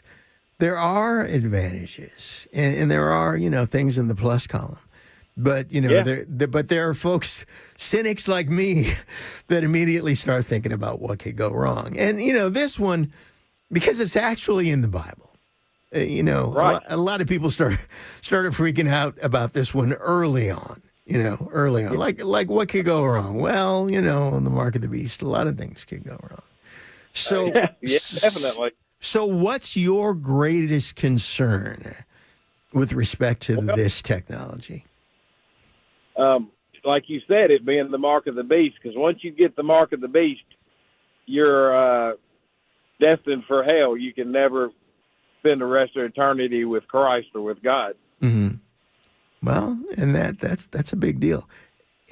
The place we are now as a society and a culture, though, what percentage of the population is even, aware or literate with respect to, the biblical aspects of it? That's the thing, because, 100 years ago, man, that was like some kind of Bible sci-fi. But now, different thing. It's happening all around us. Yeah. Well, Chris, thank you for calling in. And again, we're getting sort of broad-based freakouts today. We're getting freakouts that a lot of people kind of share the same concerns. So, thanks for the call. Appreciate it.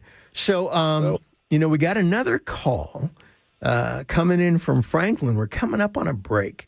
So I'm kind of like, the squirrel in the middle of the road right now. I don't necessarily want to start the call, but, Christina, we got you. I'm going to ask you to hold through the break. And please don't hang up, because that's the mark of the beast. When people, call and they're on hold and then they hang up. That's not good. So Christina and Franklin, we got you. Hang on. Hang in there. We're going to come back to you right after the break. It's Freak Out Friday. Dez Dickerson with you on WTN on Super Talk 99.7. And we're freaking out. We'll be right back. No, you don't just hear it. You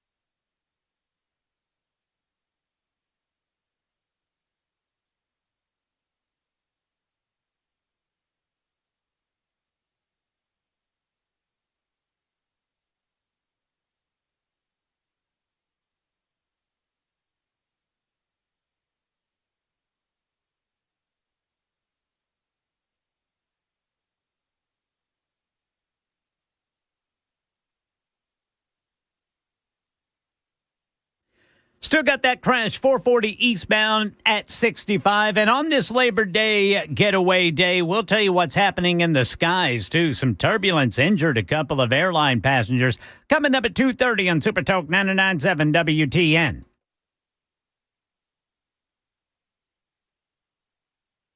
We're freaking out on a robust Freak Out Friday. I mean, we got the lines are jumping, so we're going to get to everybody. Everybody, just hang with us. We appreciate you calling in. We're going to get to you, but we got Christina in Franklin, who I promised we would get to first. So, Christina, thanks for calling in. And what is your freak out today? Thank you so much. I've never called into a radio station before. Well, I'm honored. Dez, I escaped Minnesota many years ago. Probably, right after I graduated high school. I couldn't wait to get the heck out of there. But Minnesota used to be a normal, wonderful place. It Very was. wholesome place. And Minneapolis as well. So I was there to visit my parents who are in their 90s. And if it weren't for them, honestly, I don't think I'd ever go back. Mm-hmm. I was at the airport getting ready to board my flight. I went into the ladies' room. I'm walking out of the bathroom stall, and there were what I thought was a man. So, of course, you can imagine the expression on my face, and the thing, whatever it was, turned and looked at me and said, "I know how to read. Take that look off your face." Jeez. And that was on Tuesday, and I was so I just said, "Pardon me." I was so stunned. There's a few things I've thought of that I wish I would have said, like, prove it to me. But he, whatever it was, caught me off guard. And then, I come back, and the very next day I hear about this terrible incident. And it's just, this has got to stop. It does. This has got to stop. And stop talking about gun control, because it's about mental illness. Well, it's about mental illness, but it's also about evil. And there's a nexus between the two. But, we have to understand that not everything is fixable, and some things just have to be opposed and dealt with, because there is evil in the world. And, we need to do everything we can about mental illness and every other possible, cause, contributor, whatever. But, there are evil people with guns. This gender dysphoria, I believe it's been in the books of psychology for many years. Yeah. I mean, I'm not a psychologist. I don't know. But come on, it's common sense. So that's all I have to say. I appreciate your call. It's always good to. Freak out moment. Well, your freak out moment, and at this point, unfortunately, Minneapolis is a very freaky place. So, what are you going to do? I tell you what, we're going to stay in Franklin here. We're going to go to, let me see who we got here in Franklin. Josh in Franklin. What's your freak out? What do you got for us? My freak out is that we have permanently lost the wonderful dear city of Memphis forever, because nobody seems willing to actually want to address that city's problems. And that may be a bit of a stretch, but my biggest fear is that Memphis is going to stay the way it is or worse, and we won't ever get the great city of Memphis back, because it actually is a great place that's just been left to ruin. And it's a lot like Minneapolis. Minneapolis, the Twin Cities were wonderful. I grew up there, and it was wonderful, but it's gone now. So what's your greatest concern with respect to Memphis? That it's basically just going to be a drain on the rest of the state. It's not going to produce, whether that be from the businesses wanting to invest in the city, that it's just going to slowly keep decaying. And we're going to have to limp it along unless there are some seriously drastic changes to the local government. And I don't see that that's ever going to happen. And not to mention the astronomical crime rate. And I know that crime is a problem in a lot of other cities, but the state of Tennessee in particular, that's home to me, and it sucks that we have one of the major cities in our state that I guess could be limiting us from having a better state. Well, I mean, here's the thing about crime. It creates a domino effect, especially with respect to, businesses and the economy and so on, tourism. So if you don't deal with the crime, it's over. I mean, plain and simple, that's just the way it is. But thank you for sharing. Thank you for calling in, Josh. And again, a lot of these are broad-based freakouts. A lot of these are freakouts and concerns that a lot of people can relate to. So we got Kevin in Nashville. Kevin's been holding for a minute. We're going to get Kevin on. Kevin, come on board. What do you got for us? How you doing today? Hey, I'm doing okay, Dez. How about yourself? I'm doing well. Well, good. My freak out is back to the AI business. This thing actually it looks like it can get pretty scary. Some of the reports that I've seen where some of the engineers are concerned because they said it seems like it's learning to replicate itself, for one thing. Yep. And all of our utility systems are computer controlled. Wow. All, if not most of them, are computer controlled in some part of the system. And I've seen where somebody would say, "Well, just unplug it." Well, it's not that simple anymore because it's not like just pulling a plug out of the wall. No, it's not like unplugging an alarm clock. It doesn't work that way. Right. It doesn't work that way. Tied into the power system. Yeah. So I'm sorry, Kevin, we're coming up on the bottom of the hour. So if you can, kind of put a bow on your thoughts for us. Okay. Well, that was a quick bow. So again, this is a big concern for a lot of people. And it's only going to get worse. So we're going to take a break, and we're going to come back. We got some other people on hold. Hang in there. We're going to get to everybody. Super Talk 99.7 WTN. Dez Dickerson with you, in for Chad Benson. We'll be right back.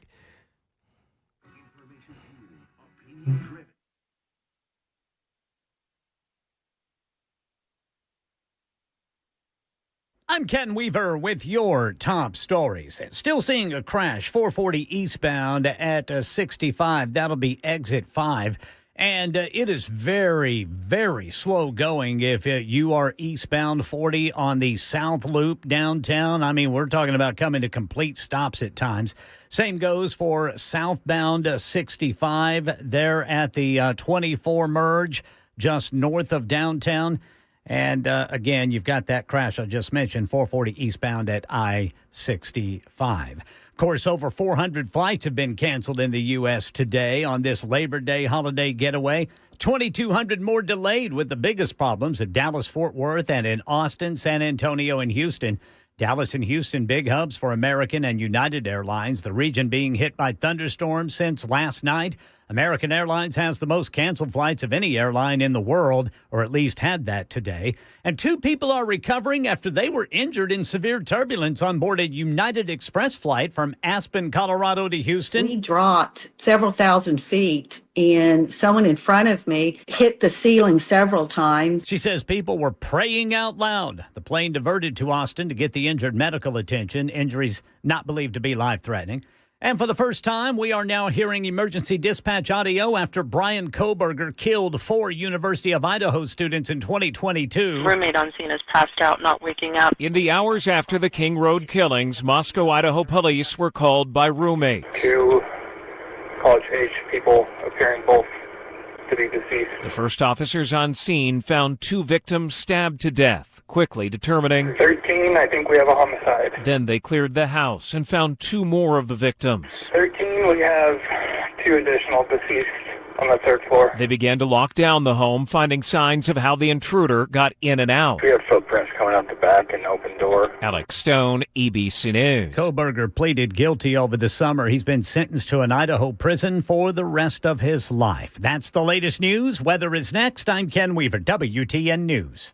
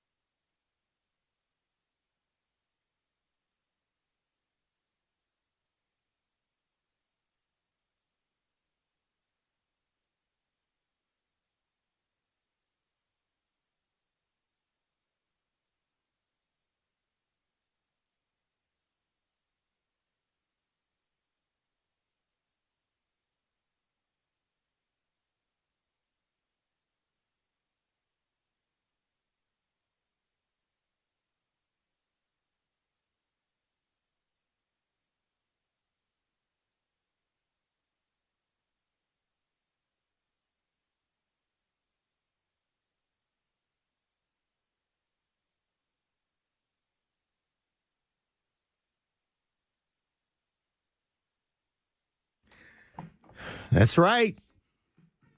You heard it right. It's Freak Out Friday. Oh, freak out. Oh, man. That gives me like 70s PTSD right there. But except for that, like that bass line. Man, you gotta love that. Chic. So, Freak Out Friday, and we got it going on. So we're going to continue taking calls. We got some folks holding. And here's what I'm going to do. We got Ricky in Watertown who's been holding for a minute. We also got Brian in Thompson Station. Brian, hang in there for a minute. We're going to go to Ricky first. But folks, keep calling in. Don't let everybody do the heavy lifting for you. You know there's something that freaks you out. Call in and share it, all right?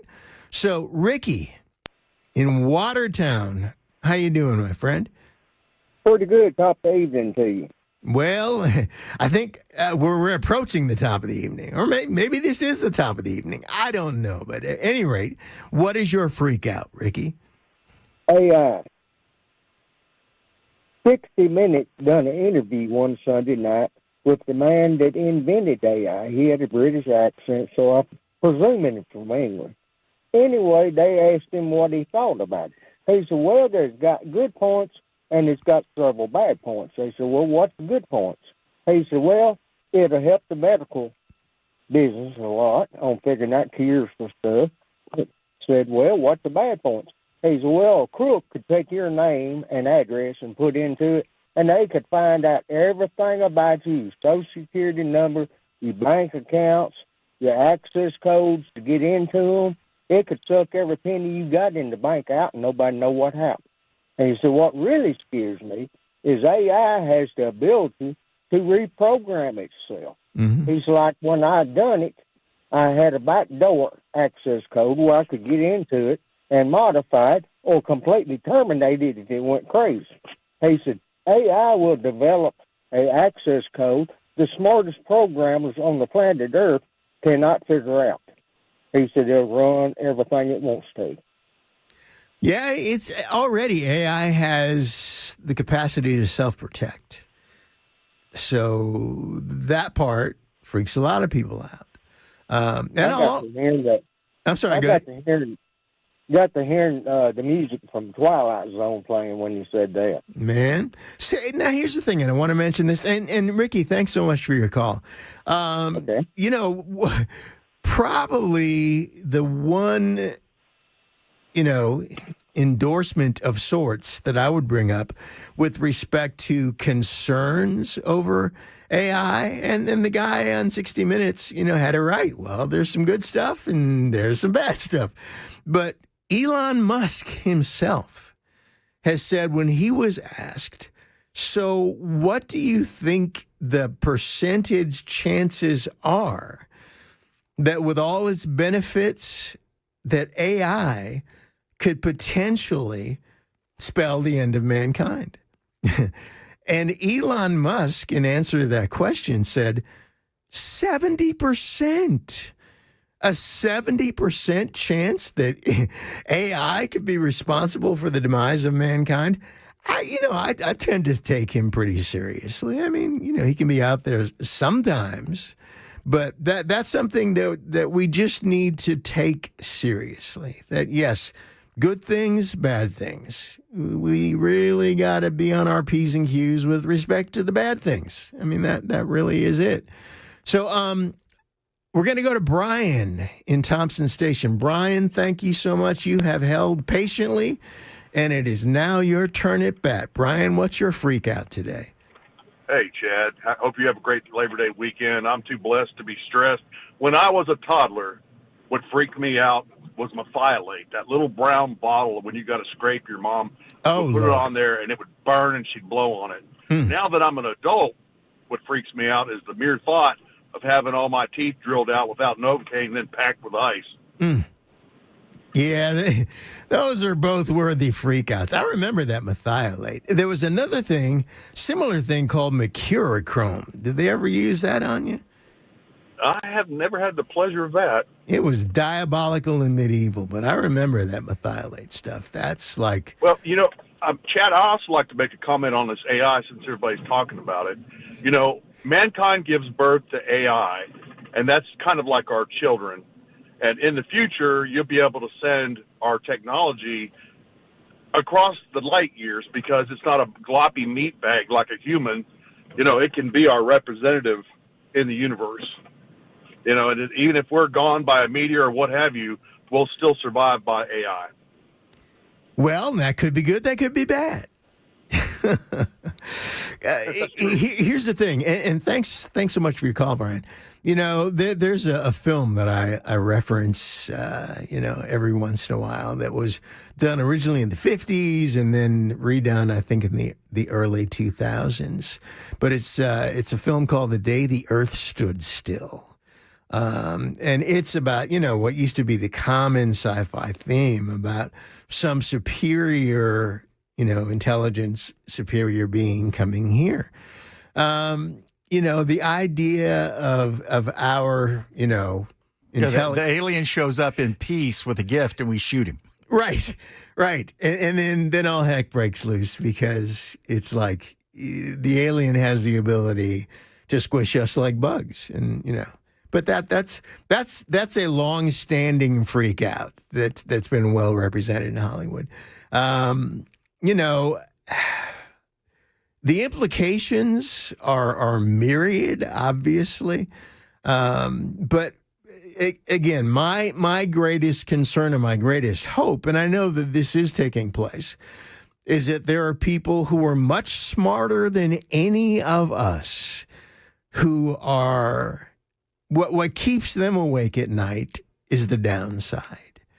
And they're taking steps now, 24/7, to mitigate the downside, because the downside is real. I mean, the advantages and the benefits are real. But, that's the thing. And it's interesting, too, before we take our next call. Just since the last time I did this a few months ago, the freakouts were much more sort of, personal, anecdotal, whatever. Interesting how much of it this time, these commonly shared things, AI. There was a negative, transgender experience that one caller had in Minneapolis. It's very interesting what's happening. And some of what we've been saying here, in terms of we need to wake up, we need to wake up, we need to wake up, we need to be awake. Because in the words of, what was it, Buffalo Springfield or Crosby, Stills, Nash & Young, something's happening here. What it is ain't exactly clear. Well, it's becoming pretty clear to me. So at any rate, we got Gary calling from Nashville. Let's get Gary on the line and find out what's freaking Gary out. Hey, Gary, how's it going? Matt, how's it going? Good. Well, I'm freaking out about a couple things. I'm going to start with priority. Well, first, everyone's talking about the mark of the beast. They're so scared of AI. And as they say that, they're staring at the cell phone that tracks their blood pressure, their heart rate, their fingertip. It's just, people are so, this is my real freak out. I've been a Christian my whole life. And I've really started looking into doing my research. And as a Christian, I was told I was supposed to support Israel. But for what? They don't like Jesus. And I'm just learning this. Jewish do not believe in Jesus. Well, hang on. There are Jewish believers. They're believing in Jesus. That's not their Messiah. No. There are Messianic Jews who do believe in Jesus. There are also agnostic Jews. The ones that's running our government, and the ones that's in Israel, do you think they think Jesus is coming back? They don't believe in Jesus. They believe in Moloch. Read it. They think Jesus was born of a you know what? And Muslims think he was a prophet. And Muslims respect Jesus more than Jewish. Well, Satan respects Jesus too. Right now, listen, I'm talking about Israel. I'm talking about Christians supporting Israel. It is the most counterproductive scam of our lifetime that a Christian should ever support Israel, because they do not believe in Jesus as the Messiah. Well, Gary, appreciate your call, and you can tell you're very freaked out. So, the views expressed That's a topic that a lot of people get on and ride like a hobby horse, and you got to be careful with it, and you really have to know and understand the Bible and not just glom on to one little piece. And there's more to it than that. But at any rate, we have Cindy calling from Winchester. Cindy, what is your freak out? How you doing? I'm doing good. How are you? I'm doing really well, thank you. Well, this is kind of a local freak out. Good. It's the level of Franklin County corruption, and specifically a particular judge and attorney that are burying documented fraud just to cover their butts. And who does a regular person go to expose these people? I'm kind of lost. 5 local attorneys have dumped the case when they find out who all was involved. So without naming names, where does one go to for help? This is kind of my Freaky Friday that this corruption is just being not looked at. Well, and I definitely affirm your concern, because I will say this, that we have, especially those of us, baby boomers, Gen X, etc., we were raised to have this unshakable, unquestioning confidence in, the systems of power. The judicial system being, one of the main among them. That, you hear it all the time. Well, the system works. Well, I'm here to tell you the system doesn't work. It doesn't work. So what can a normal person who's a nobody, how do you fight this? Well, are these elected officials that you're talking about? You mentioned one was an attorney. One's an attorney, one's a judge. And then there were local attorneys that take the case so far, realize, who they're going up against, and they dump the case. I don't know what else to do. Well, unfortunately, what you have done is you have lifted up the curtain, and now you see how the sausage is made. And the reality is the sausage has been made this way for a long time. Because remember, I'm hoping that some of your readers or some of your listeners might have some advice or something. The only advice I can give is wherever you can be involved and apply leverage, do some research, educate yourself. Yeah. Now, there are organizations that deal with and address some of those issues, but, sometimes the organizations themselves have issues. Sometimes some of the advocacy groups are the most heinous and dangerous of all. So I would say, first of all, peace be still. And secondly, dive in and learn as much as you can and network and find, like-minded people who share the same concerns. So, some of the solutions are not instant. Some of the solutions are, mama, don't raise your babies, don't let your babies grow up to be thugs. Some of it is, your kids need to go to law school. Some of it's not going to happen in our generation, unfortunately. But I share your concern. And anybody, if you have ever had the misfortune of being thrown onto the moving sidewalk and thrust into, quote, the system, my Lord, that's all I can say. All right. Well, Cindy, thank you so much for your call. And thank you for sharing that local freak out. And, we'll be praying for you, because that's another big part of it. Another big part of it. All right. So we're going to move on. We're going to take a call from, let's see who we got here. We're going to take a call from, I'm going to take a call from, I'm coming up on a break. So we're going to take a break, and then we're going to come back and try to get a couple more calls in before we're done for the day. Dez Dickerson with you on Super Talk 99.7 WTN. We'll be back.